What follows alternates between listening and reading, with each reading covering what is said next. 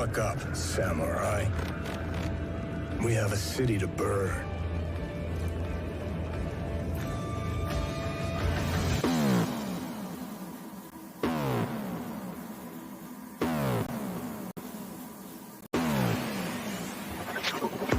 You disgust me. Who gives a shit? Go on. I made it the fuck up.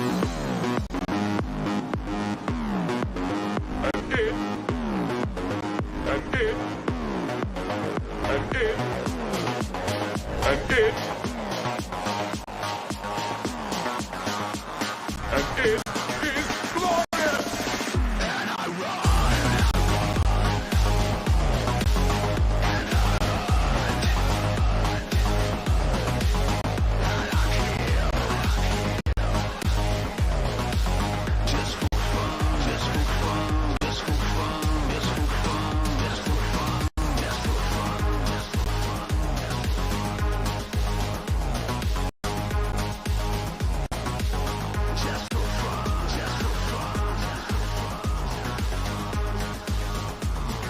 I'm sorry. I couldn't resist.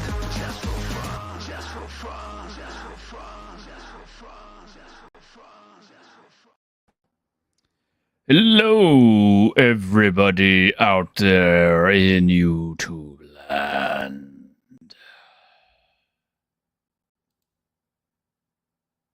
Hello. Hi, Caster.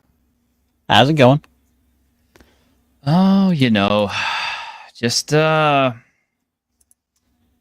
doing the do, man. Here it is. It's Tuesday, and Mercurius, thank you very much, sir, for $2 Australian. I appreciate you, man. Let me see what I got for you today. It's a little early, but How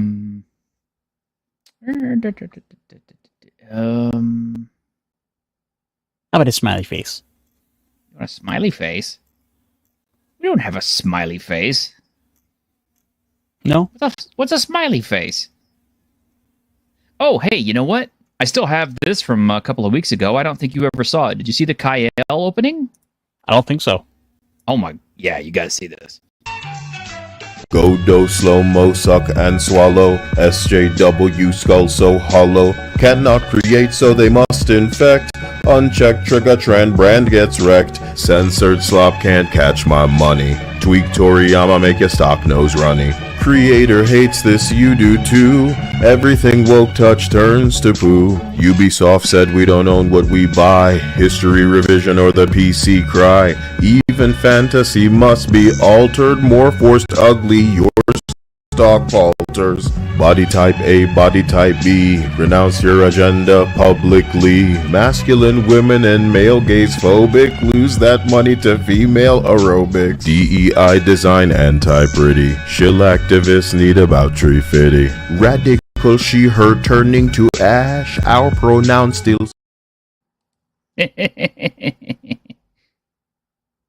Come on, Well, that was good. It was well done. It was well done. Kyle's been doing those now, and they're great, man. I love that dude's channel. Yeah, I mean, he's funny. He is really funny. I like to watch him, and he is like hardcore into the paint on, the anti-DEI, anti-woke stuff in gaming. So check his channel out. He's a way bigger YouTuber than me, but I do kind of like the reverse thing on this channel, man. It's like, whereas I would hope the bigger channels would shout me out, I will shout out the bigger channels. Because, I'm just that way. I'm nice. Well, I will say it's a channel I've never heard of, so hey, you've helped put him on my radar at least. There you go. There you go, see? And speaking of my channel, you'd be surprised at what is hitting the content right now. Do tell. Well, my Fist of the North Star martial arts video has hit 545 views, which I'm really pleased with, and it's getting a lot of good comments. So that gives me a lot of encouragement because that was not an easy video to make. That one took a long time for it to finally come out. I'm hoping the next one will not take as long because I'm going to start doing character breakdowns on all the different characters from Fist of the North Star. Ooh. So I'm hoping as a series that this becomes, just a really good thing, a really good sell point for my channel. And but shockingly, you would not believe what has hit the most amount of views lately. Is it something I did? No, it is not. Oh. It is in fact the unboxing video I did for the Shadow Dark Player Companion. It has hit 813 views. And I think it's just because Shadow Dark is in the name. Everybody immediately got interested in it. Well, I mean, that's sort of the magic of it. It's got that name brand that people are searching for, that it's become one of the more successful alternatives in that sort of D&D alternative that isn't, not Pathfinder. It's one of the up-and-coming rising stars that has managed to make a name for itself that people want to look into more. So yeah. I think probably the best thing you would want to do is keep hitting that bell, keep hitting more Shadow Dark stuff. Yeah, definitely. Do a chapter breakdown. I don't know. I might do a chapter breakdown. But you know what? Chubby Funster has got lots of Shadow Dark stuff that he's put out, and it's all really nice. So I'm in the process of acquiring books for all of his stuff so I can do unboxings on it. As it is, I still have a ton of unboxings left to get filmed and put out there. So you guys can be assured that there is going to be a lot more of that in the future, because I've got such a backlog of stuff, including, yes, more Fabula Ultima books, which I'm surprised that hasn't gotten more hits than it really has, because I do not enough people know about Fabula Ultima, you think? It's sort of underground. It's a little niche right now. The thing is, I think what we're seeing is just the fact that sort of that little alternate indie scene is just so well full of alternatives that the darlings like that might kind of fall by the wayside for the most part. But I think if they can keep putting stuff out, I think in theory, there should be at least one other main book that comes out, because I'm speculating that, I should say. I think if they can keep going, it'll build an audience. And Driving a Dragons. Hey, it's good to see you, Daniel. Yeah, Shadow Dark is gold for views right now. Yes, it is. Very much so. So, for example, I think if, for example, Square Enix can get their butts together and make a mainline turn-based Final Fantasy, I think that would do a lot to help Fabula Ultima indirectly. Yeah, it might, because having more JRPG type stuff would be nice for people to investigate. I think it takes a nice change of pace from our normal D&D type games, our D20 type games.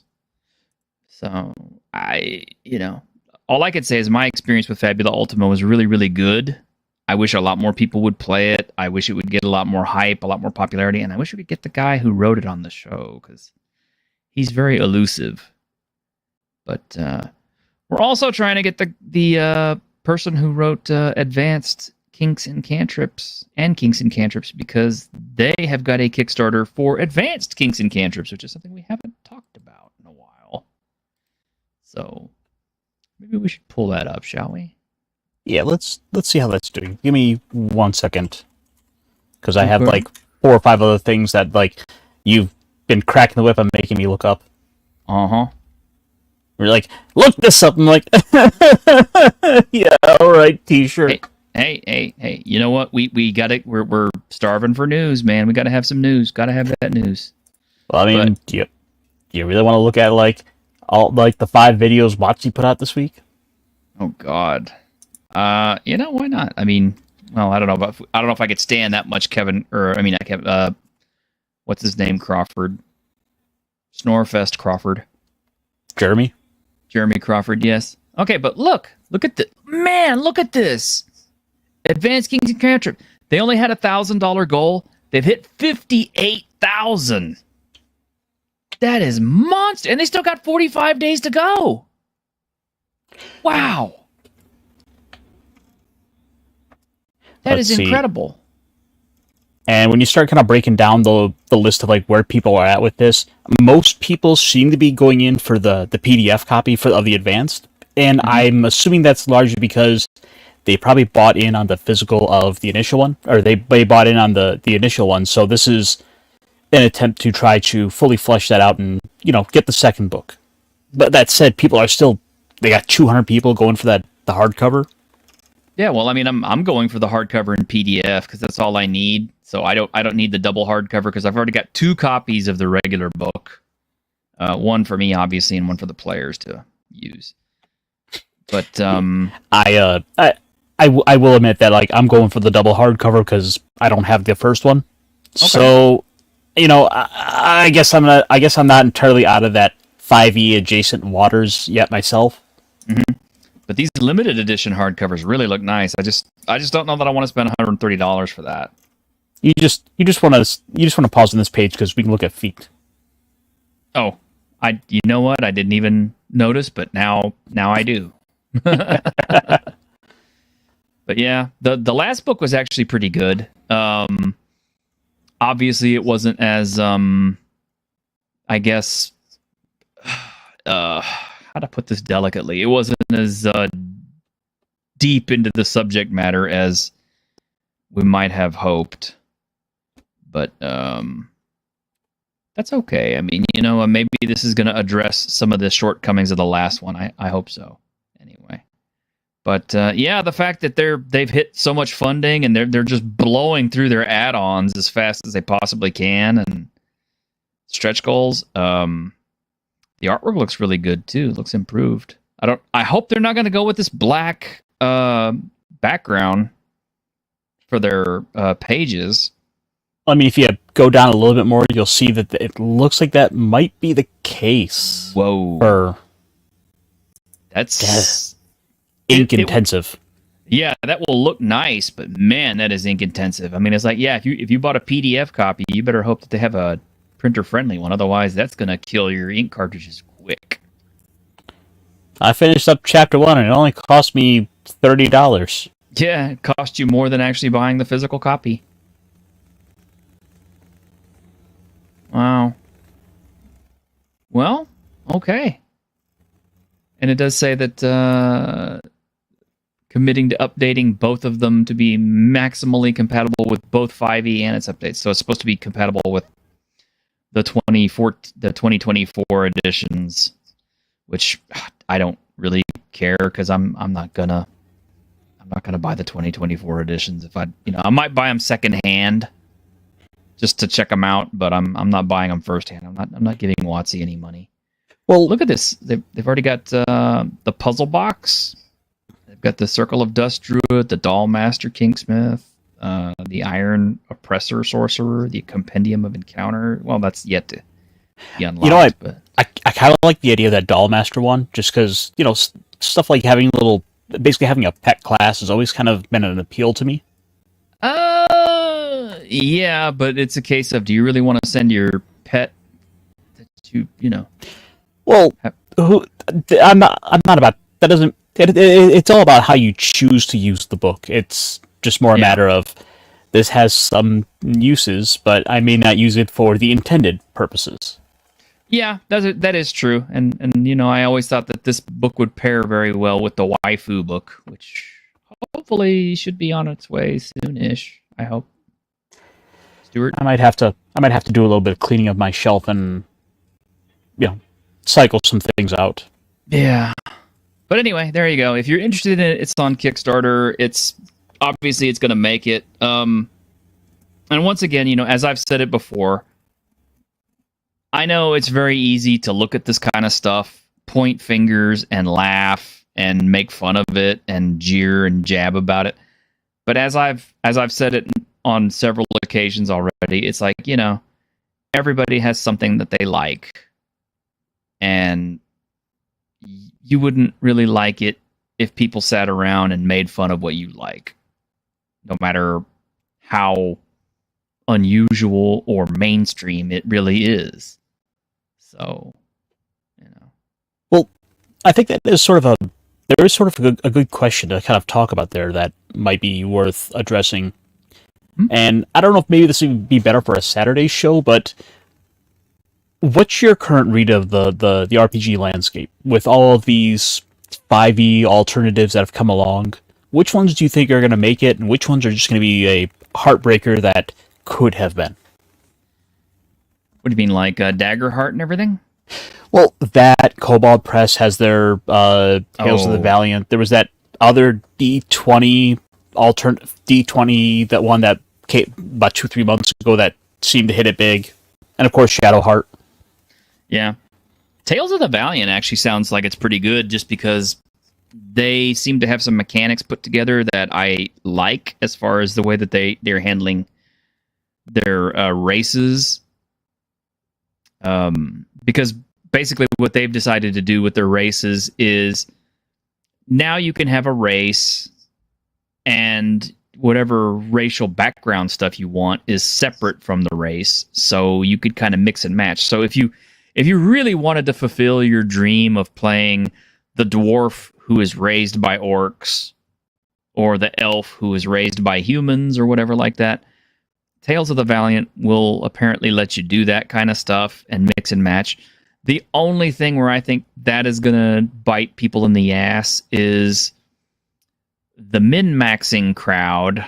And, you know, we know that they exist. They're a thing. They're always going to exist. The min-maxing crowd will no doubt leap on this as soon as they are able to try to squeeze the absolute best race and background combination they possibly can in order to get the maximum effect out of whatever class that they choose to play.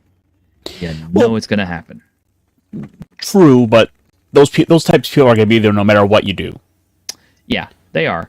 And the thing is, I think that like you can't like sit here and try to worry about those types too much, because they'll show themselves for who they are soon enough, and then you can just kind of kick them out of your group.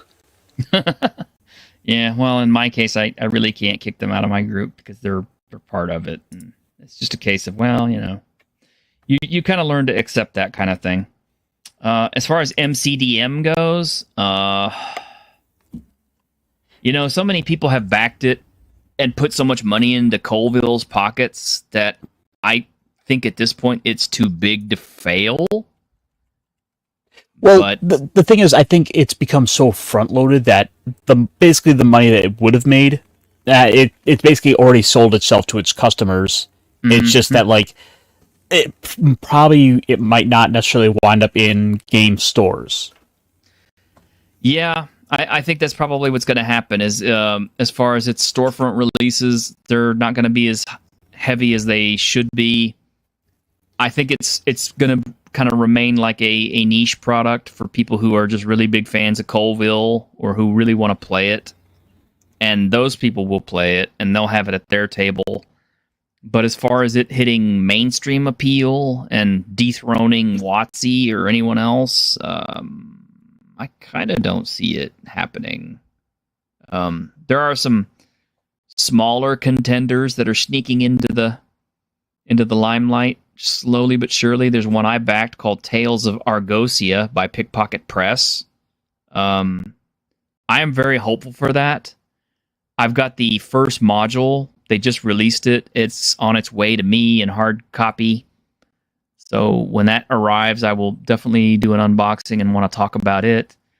But I like the way that it is laid out. I like the way it looks. And I've really enjoyed all of Pickpocket Press's other books. So I anticipate Tales from Argosia will see some play. I might actually lean on Grimm to run it for us at some point too, because that would be fun. Because that's sort of the challenge we're seeing. Because I have to wonder if it isn't a case of, well, I think enough people are probably just going to fall back into the 5e like bandwagon that people are just going to kind of forget it. I think you're going to see a lot of these companies ultimately probably kind of put their own original RPG that's totally not 5e with the serial numbers filed off aside, and they'll just kind of go back to making products that are, by and large, thankfully for them, compatible with 5e. So the thing is, I don't necessarily think that we're going to see a lot of these companies kind of fall by the wayside. They'll just kind of keep making materials that have a degree of compatibility. Mm-hmm. Well, we'll see. We'll see. And hey, we got our guest back here. Our guest has arrived. I'm here. Jared, I'm here. from Frost Comics. Yay! Hey, what's Hello. up? It's good to see you. Good to see you too. How you doing, while. man? I'm doing Yeah. great, man. How are you doing? Oh, I'm making it, man. We hit our 1K subscribers, and Congratulations. thank you. We're fully monetized. We're all in the we're not really in the money. We're not. Anybody who tells you that YouTubers make a whole bunch of money, it's like, well, yes, but it's only like after a certain percentage of Right. When you get to the subscribers. point where you're making your own candy bars, that's when you know you're making good money. But until then, yeah. Yeah, There's not anything a short t-shirt of that. candy bar, right? Right? Yeah, no kidding, not yet. Not yet. No, see, the secret is he's gonna subvert everyone's expectations and sell socks. Yeah, there you go. Instead of t-shirts. No, he's going to subvert expectations. He's going to sell long sleeve shirts. That's really good. Yeah, instead of t-shirts. Yeah, sweaters. He sells just sleeves. Yeah, just like Or what do you call those? Yeah, what do you call those things that?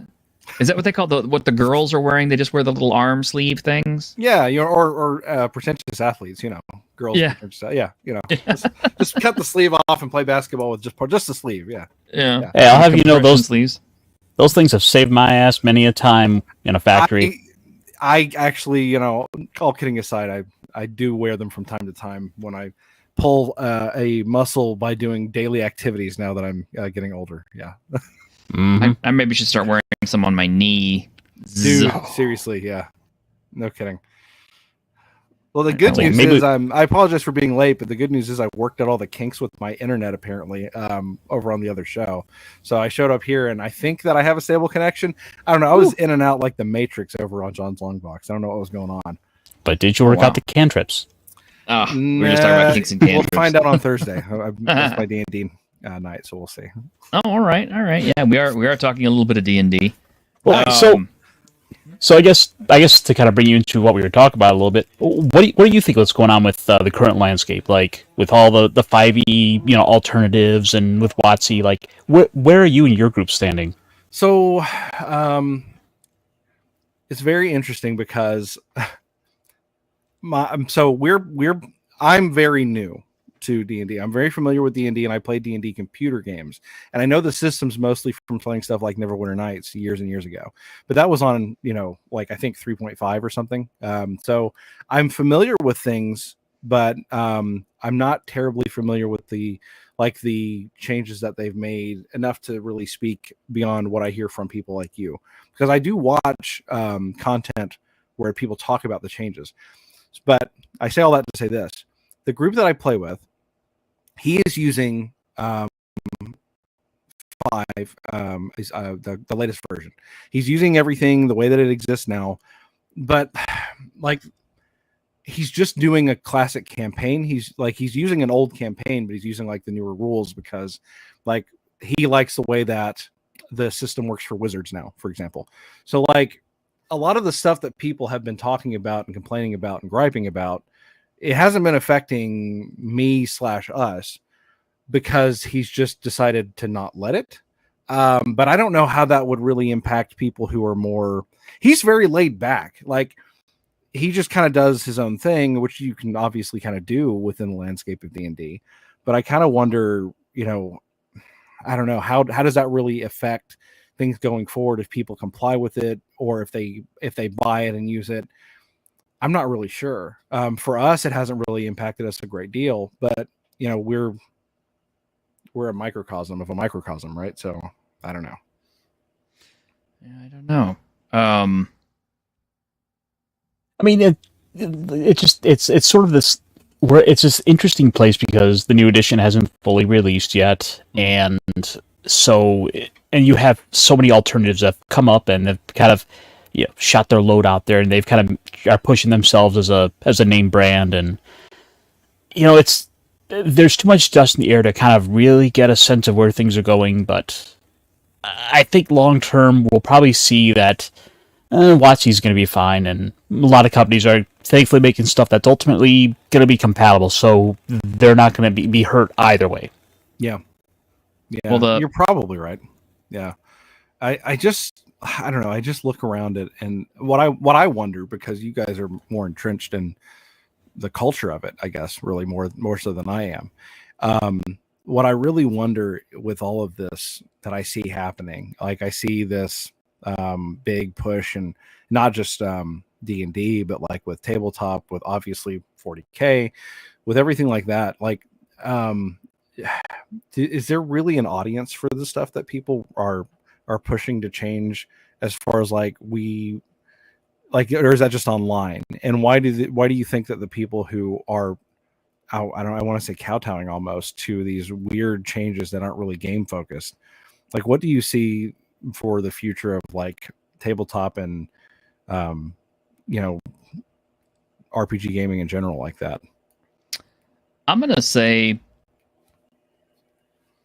well, it's hard for me to say, because this is a real test for WotC, because the audience that they cultivated so heavily with the 2014 edition is, the crew that grew up with, or I should say, that came up with Critical Role, and they latched onto it from that, and they latched onto it with Ginny Sweet Hips or whatever her name is, and all these other online presences, right? So their version is the 2014 version. Now all of a sudden there's a brand new version, and even though WotC says, "Oh, it's backwards compatible," we know it isn't.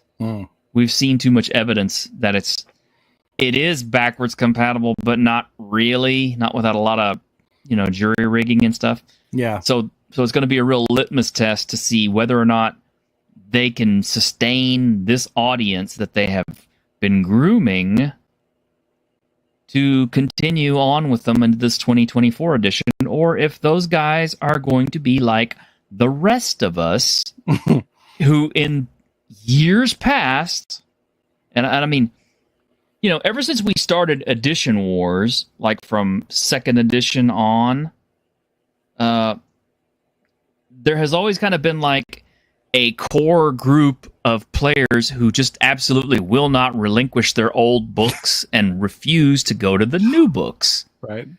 So, I'm very curious to see if this audience that they have tried so hard to cultivate and kowtow to and keep with the 2014 edition will continue into the 2024 edition. Because I'm starting to think maybe not. A look at Amazon, it tells me, okay, the 2024 DM's guide right now, if you buy it in store, $49.07 Prime, right? And that's pre-order. If you look at the 2024 edition, the 2014 edition, it's listed right next to it.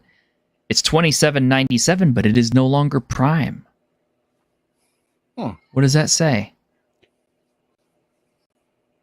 They're not stocking it in their warehouses anymore. Yeah, so it's going to be just exclusively third-party people that's going to be selling it then on Amazon, right? Uh-huh. Yeah. Right. They're basically they're done printing the 2014 edition. Now it's going to be that 2024 edition going forward. So let's get rid of what we have left. Backwards compatible. Now the funny thing is, the 2024 Player's Handbook, if you put that side by side with the 2014 edition, they are the exact same price, pretty much. The 2014 one is $44.96. The 2024 one is $44.99.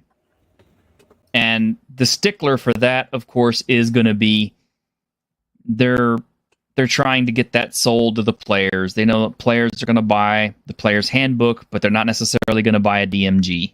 Mm-hmm. And then we go to the Monster Manual, which was listed here as well. The Monster Manual is listed at $49.99 for the 2024 edition, listed at $44.96 for the 2014 edition. So there's not a lot of variation in the pricing. And I'm not sure what that tells me. I don't know if they're going to try to keep the prices kind of at a competitive level with each other, in order to try to get rid of back stock or whatever, or just to keep supporting the players who don't want to switch to the 2024 edition. But I don't know. Let's see. Savo, hey, oh my gosh, hey Savo, it's good to see you. I love your comic, by the way. Really? Yeah. Methinks the new audience. Methinks the new audience is only audience with the chance of submitting to a subscription model. Yeah, I have heard this as well. I have heard that they are going to try. They're trying to move to that subscription model. They're trying to go to the digital format. They want to keep it online. They want to keep the VTT money coming in. Oh man, they're doing everything they possibly can to squeeze the friendly local gaming store out of business. It seems like to me. Well, the other thing to take into consideration with that, and this is something I heard from guys like Roll for Combat guys with Professor Dungeon Master, it's eliminating competitors. Because if they can limit the amount of places that you buy the book, well, then you're just going to probably the first thing you'll do is probably just Google it. Well, hey, what's the first thing you're gonna see? Either Amazon or you're gonna see D&D Beyond. And the thing about D&D Beyond is they don't got to have competitors. They're not going to have that book on a shelf. It's not right next to the Pathfinder books. Their D&D books are not going to then recommend Pathfinder books on some third party seller. Like it's all about keeping that contained audience.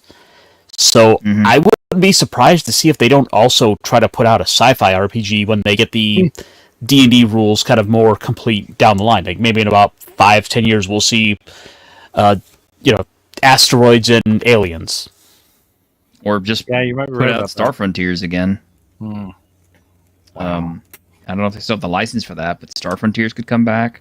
In the meantime, what is it? Paizo is doing what? Starfinder 2? I don't know how that's going, but yeah. I'm seeing a bit of excitement for the stuff that's going on with the current stuff with Pathfinder. Like that's kind of getting a little bit of my attention. I'm starting to take a little more notice of that. Well, I mean, like I said, I got the books, and it's hard as hell for me to even build a character with it. Maybe they've streamlined it a little bit, and it's gotten better since the book I bought. But yeah, I mean, for my time and my money, my table's not going to want it. The last comment, latest one about the online only centric system. I really fear for that.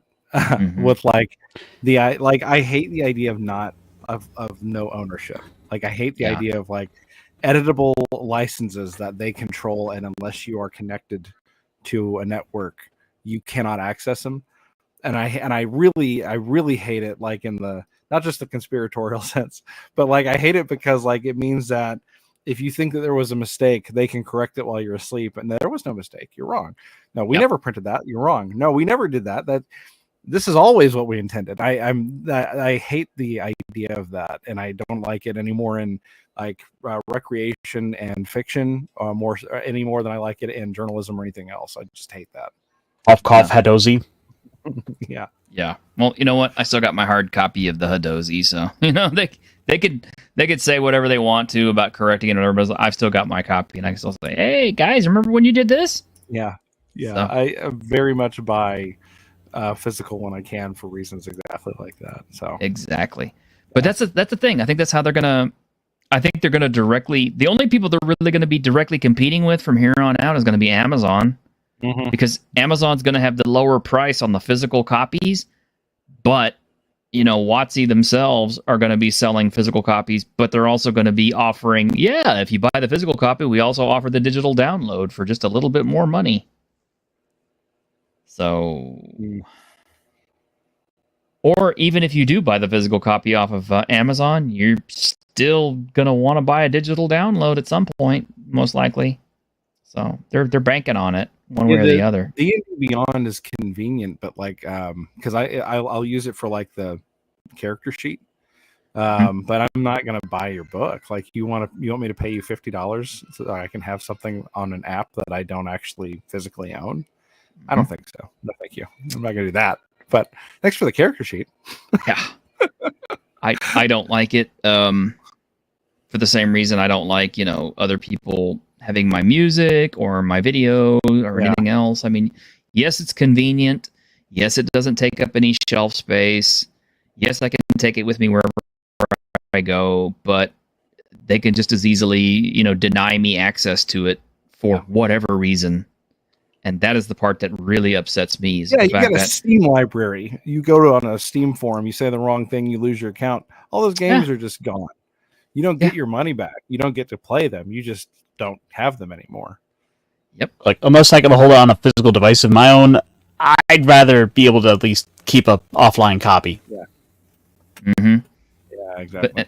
And that's what concerns me is the fact that how deeply they're going to police that, how hardcore they're going to implement that and push that. I mean, it's like if I spend like, I don't know, $1,000 and buy the everlasting eternal copy of every single PDF that they make, which they actually offer that some. I don't know if it's for $1,000, but let's say they do that, and I can get access to every single PDF they ever made, every module, every book, everything else in PDF copy, and then at some point, on the VTT, I happen to mispronoun somebody, right?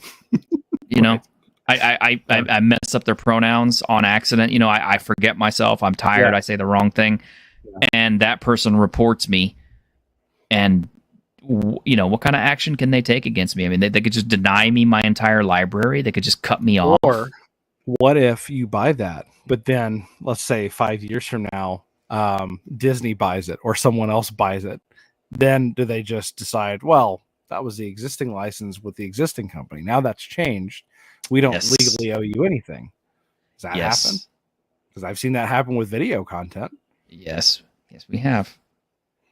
And I don't know how many times I've bought music on Amazon and had no problem running it, playing it. A couple weeks later or a month later or something like that, I go to queue that tune up, and it's like this tune is no longer available. Mm-hmm. What? Why? Why is this no longer available? I paid for it. Am I just, did they say something dirty? Back on like Xbox, so years and years back, Xbox 360, there was Marvel Ultimate Alliance 2. And Marvel Ultimate Alliance 2, for like about 10 years, you could not buy a copy of it unless you got a disc, because the rights changed between like different characters and Disney and Fox and all this stuff. So you couldn't get the game. You couldn't buy the game. And if you had the game and you lost it, too bad. You just couldn't download it. All because Disney didn't want to, share, a little bit of the revenue for X-Men. Yeah, and God forbid, why would you ever share any revenue when you're like Disney? I mean, obviously, those guys are hurting. We need to help them out. Do a fundraiser. Maybe they're starting to hurt a little bit. Did you guys hear how good Netflix did with their quarterly earnings report? No, I didn't. Oh, they are rolling in cash. They are. It is working for them. Nice.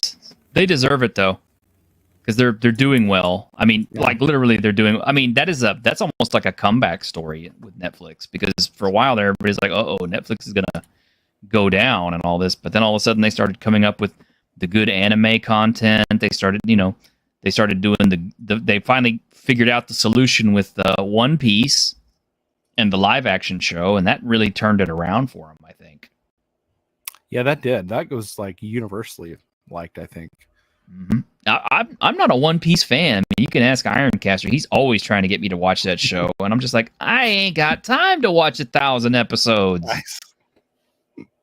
And I may have a slight preference for the show. Yeah. My thing is Fist of the North Star, but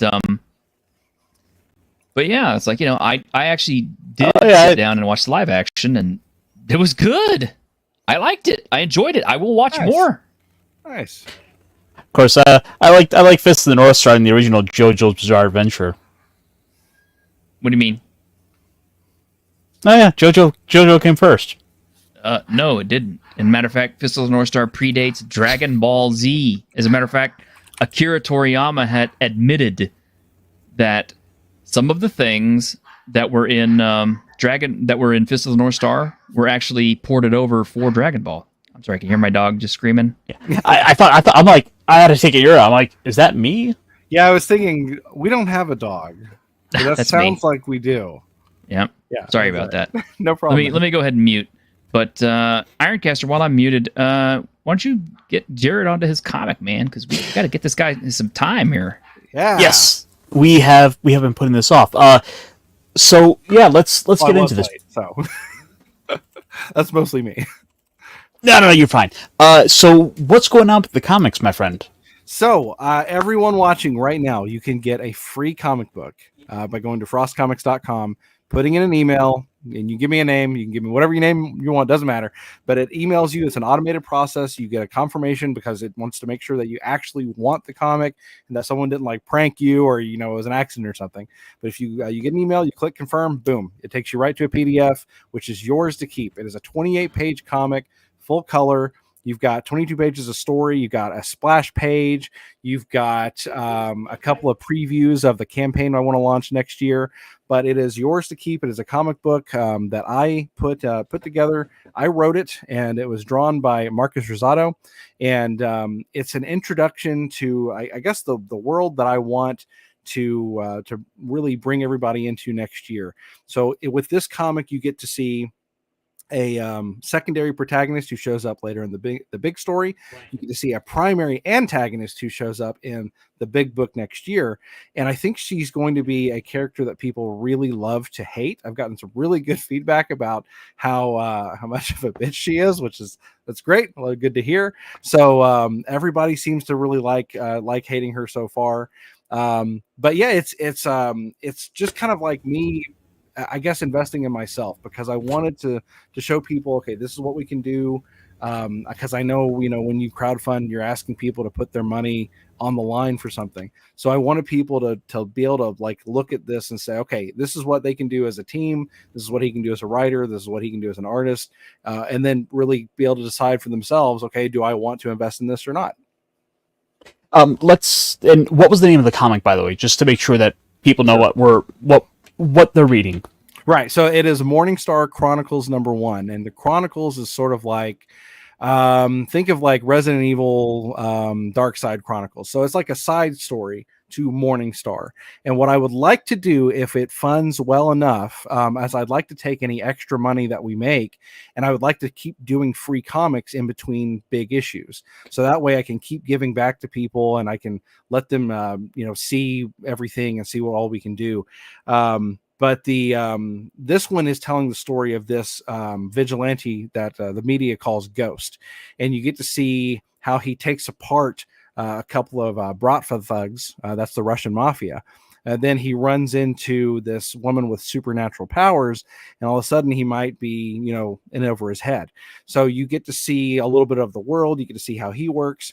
Eventually, when he shows back up in the main story, you'll have a frame of reference for him. You'll have a frame of reference for the villain. And you get to see kind of how everything will look and how it reads. And I think it really give you a good preview of everything.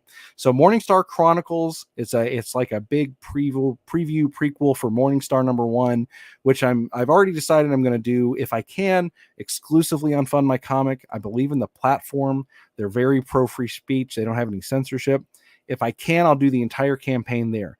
If I have to, then I'll go maybe to some of the other sites, but I'd really like to keep it on Fund My Comic, just because I think that they really need to be built up. And I think that that's the right direction for the indie comics community, just because of the friendliness that they have towards speech, and they don't deplatform, and you actually get to keep more of your money there. They have a really low percentage that they take. So there you go. Is there going to be a way to get these free versions in a physical format? Because I know some people are going to be very particular. They want to be able to have it in hand. Yes. Oh, so yeah. as part of the campaign, you're not just going to be able to get the big book, which will be Morningstar will be about 64 pages minimum, and hopefully we'll have some others. But we're also going to have this as an add-on, so you can get this one. And I'm going to have, and you can see this, it's one of the covers that's in the back of the book. After you get done reading it, you can see a preview of the covers that we have for Morningstar #1. We're going to have a deluxe edition, which is like a collected volume. So you get the prequel, and then you get the big story, and then I'll have some extra art and some extra bonus stuff in there as well. So you can do it as an add-on. You can get a deluxe edition with both stories. And then this campaign, I'm calling this like my mailing list campaign. This is the only time that I'm going to be giving the PDF away just free. You can get as much as you want. As soon as the campaign starts, I'm going to put it up on Global Comics. So you can still read it for free, but you don't have the digital ownership. Again, talking about ownership before, right? So you can get a digital copy that's yours. You can keep that, boom.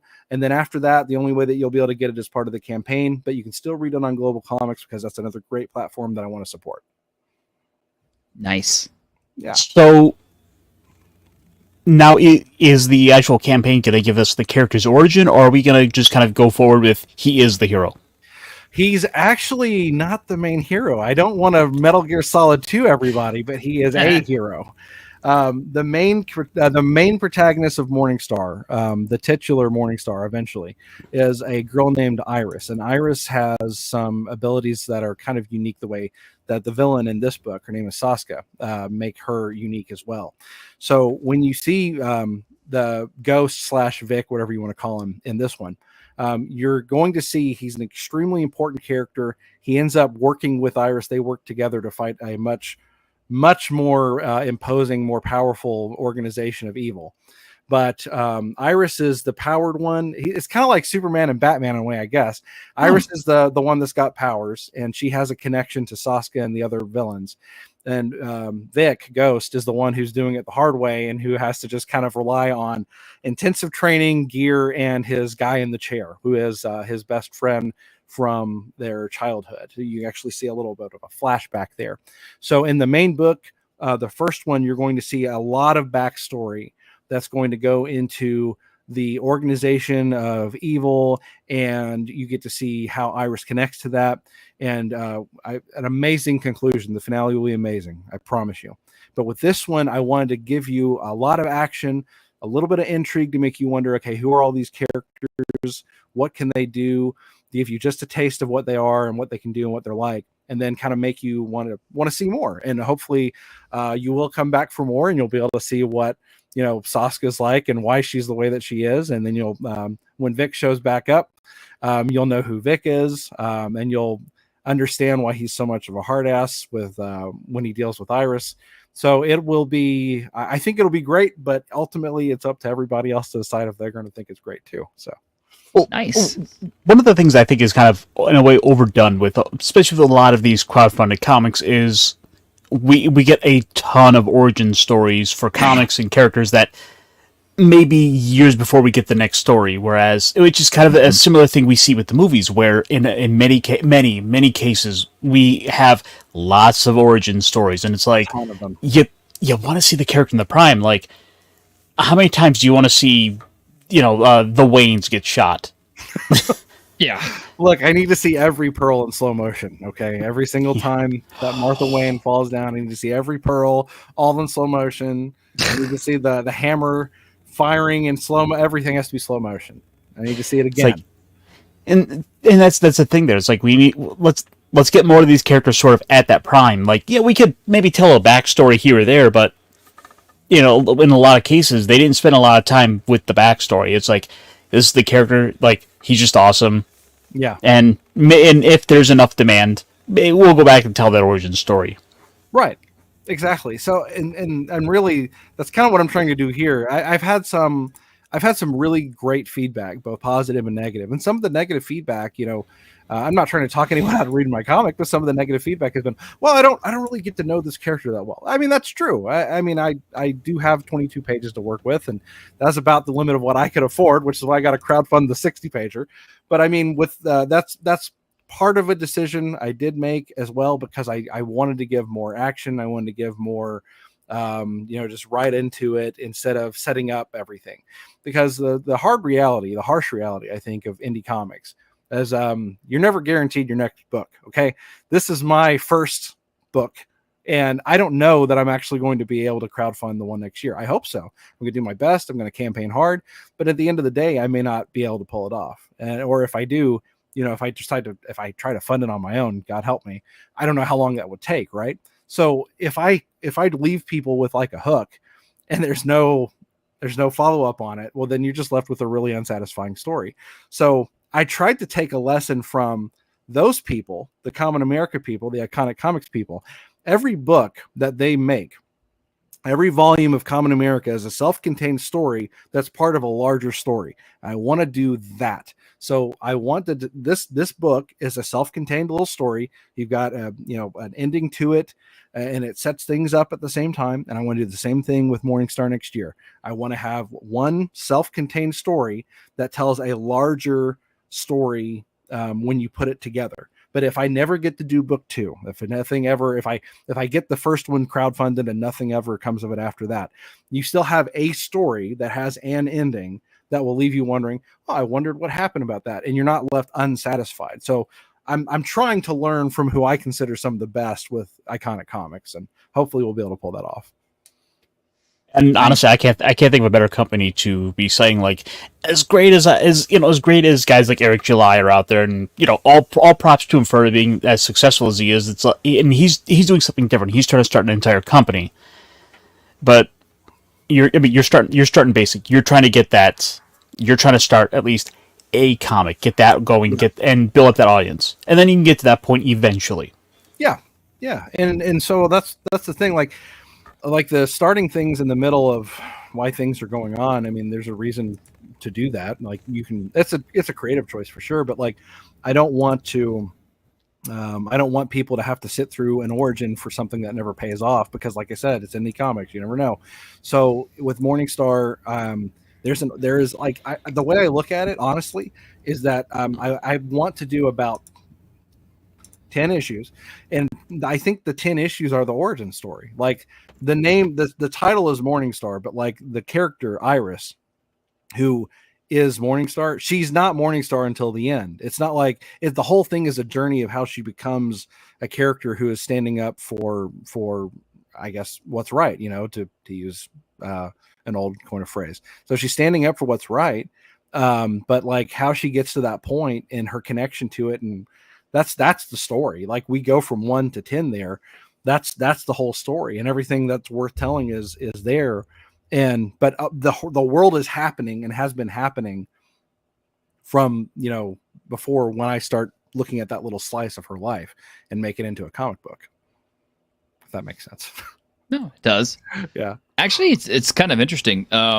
You're our second comic book guest that we've had on in a couple of weeks, but I'm noticing like it seems like October and maybe the end of September seems to be like big for comic book creators, because Animane just finished up with his campaigning for Bond of the Blade. Congratulations to Animane, by the way. Fantastic campaign. Yeah.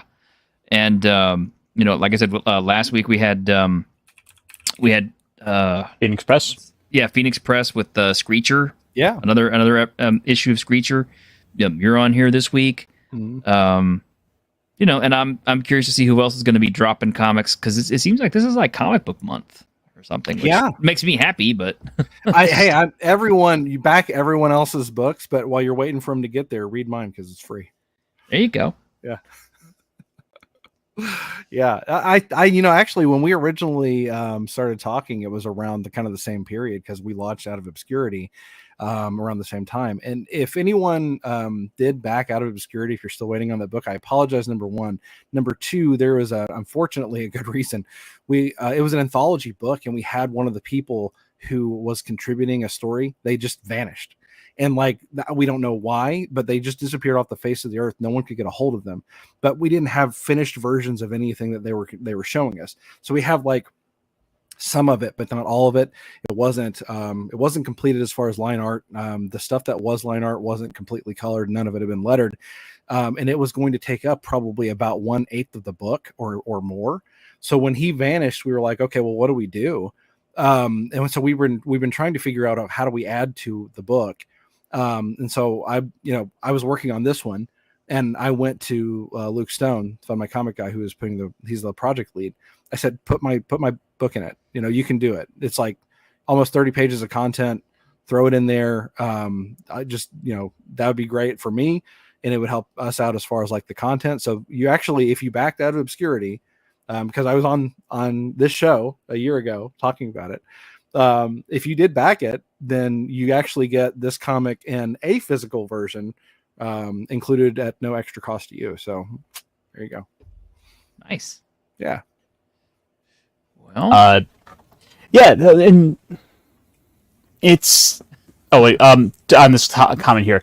No, start do it over the summer, and then that way you can do the campaign in the fall like everyone else. Yeah. And you know people would buy your book, Savo. You're so talented, and I love looking at your stuff on Twitter all the time. You know it would sell.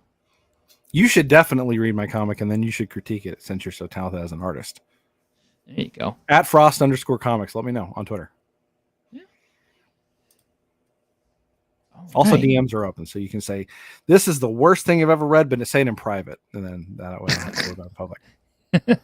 Well, what didn't you like about it? Yeah. No.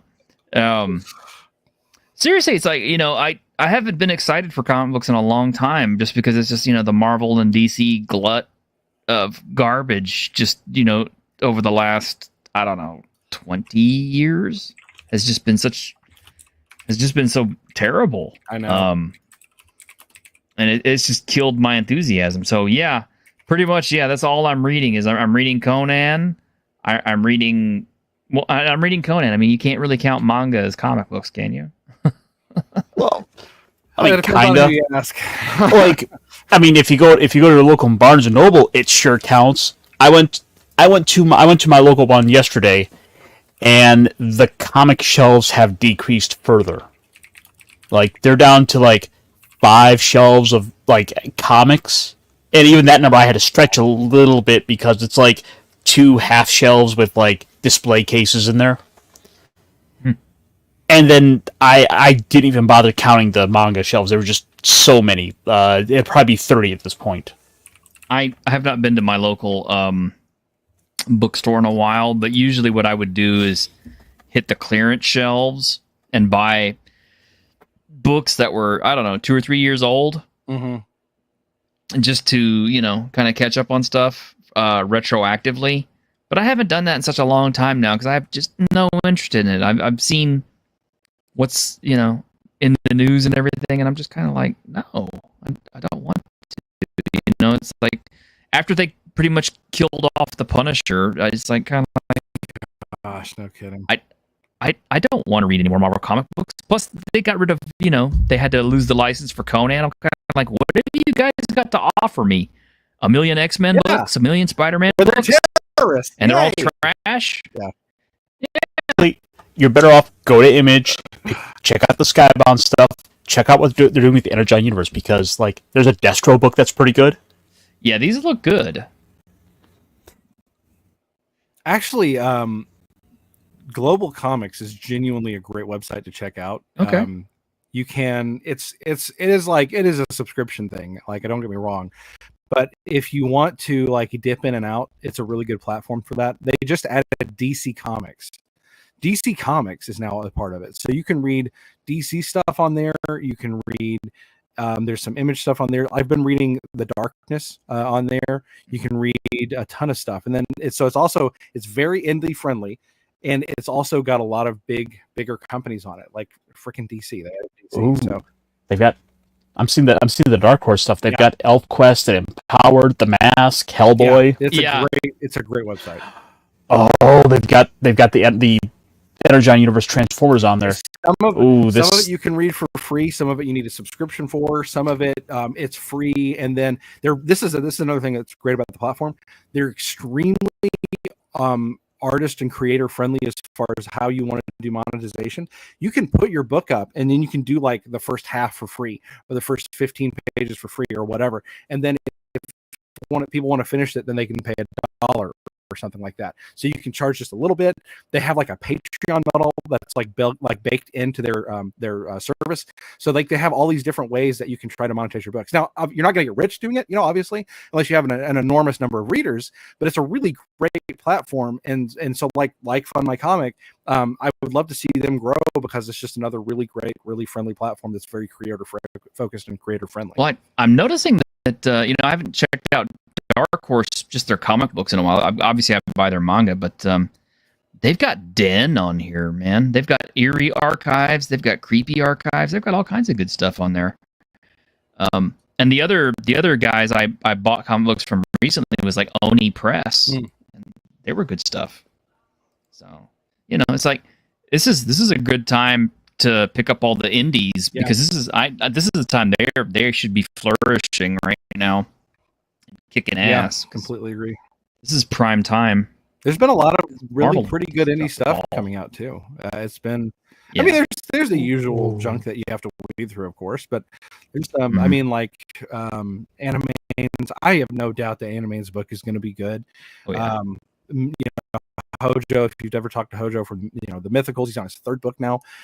I personally love Saving the World from Tonic Comics.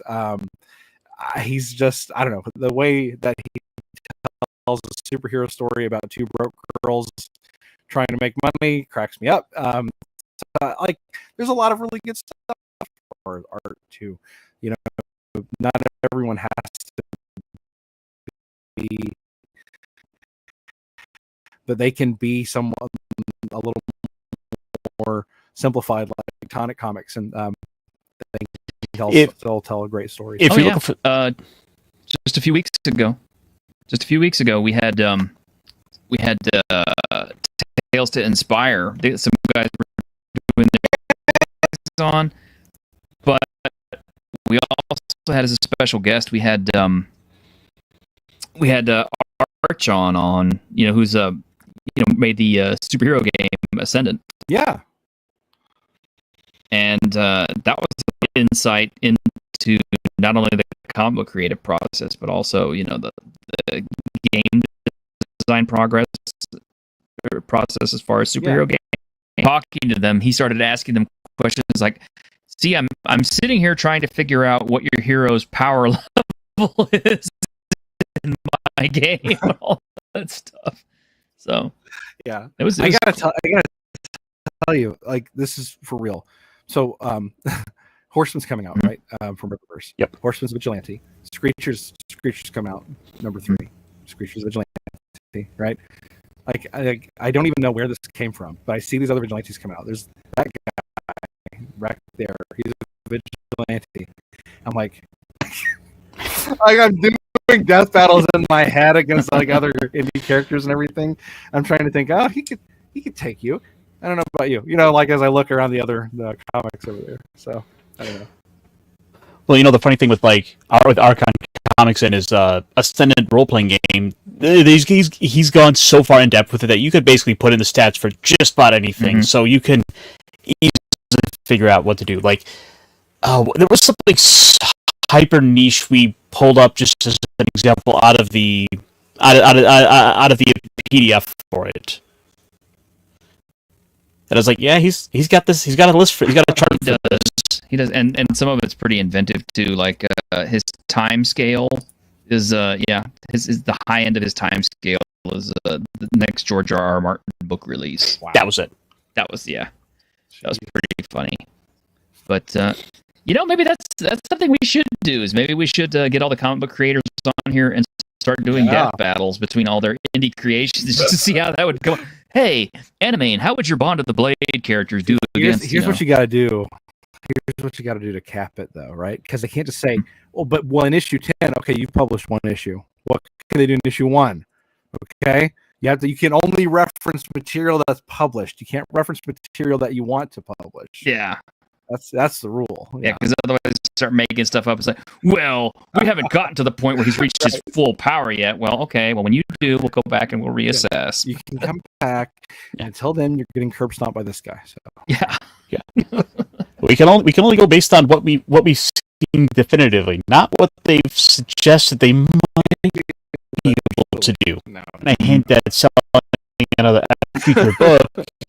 I don't have that book now, It's like, I have so the book. it's out the window. Disqualified. Yeah. No. That's right. Yeah. I mean, thankfully, though, you've given us that first issue, so we already have something to go based on. I can get in the ring at least, right? There you go. There you go. We I need to get Phoenix Press. I need to get out and say like, hey, let's do a team up. Do Screecher and Why not? I mean, this is actually I I think it's fun, man. The thing, like, yeah, when you can do stuff like that, because I flipped out. Spoiler, Captain America and Black Ops.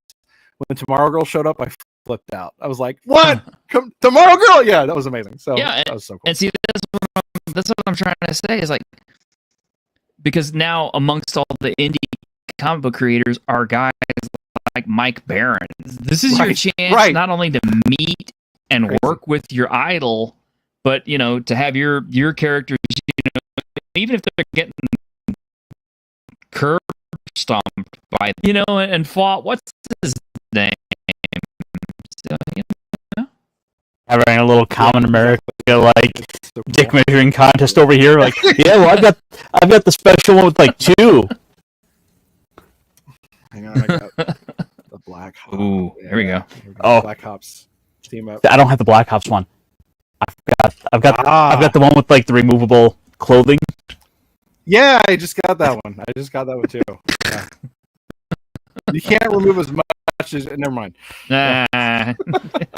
Come on, guys, don't get me demonetized. But, hey, we haven't pulled out the body pillow yet. Yeah, nothing. Yeah, it's fine. Yeah, no, please don't pull out the body pillows. At least not until you clean them first. But anyway, our hour is up. So if it's out for tonight. No, thank you so much for having me on. Thank you, chat, for having on as well and for being a part of the show. I'm sorry for being late, but again, I hope I can make it up to you with a free comic. So frostcomics.com, sign up, get a free comic. Definitely.